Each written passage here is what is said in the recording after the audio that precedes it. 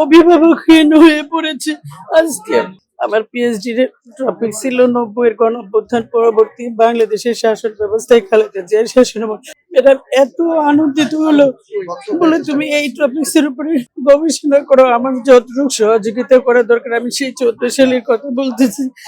তখন ম্যাডাম বললো যে শিমুল বিশ্বাস ছিলেন, বললো যে শিমুল ওকে গবেষণার জন্য যা যা হেল্প করা দরকার তুমি করবে। আজকে আমার ডিগ্রি হয়তো কমপ্লিট হয়েছে, কিন্তু আমি ম্যাডামকে একবারের জন্য বলে সেই সুযোগটা পাইনি যে ম্যাডাম আমি ডিগ্রি নিয়েছি, কিন্তু আপনাকে আমি জানাতে পারলাম না। বাংলাদেশি এক অভিভাবকহীন হয়ে পড়েছে। আজকে ম্যাডামের এই মৃত্যু সংবাদের জন্য আসলে আমরা কেউ প্রস্তুত ছিলাম না। আমরা ম্যাডাম ইসলাম বাংলাদেশের রাজনীতিতে আর কেউ হয়তো পূরণ করতে পারবে না।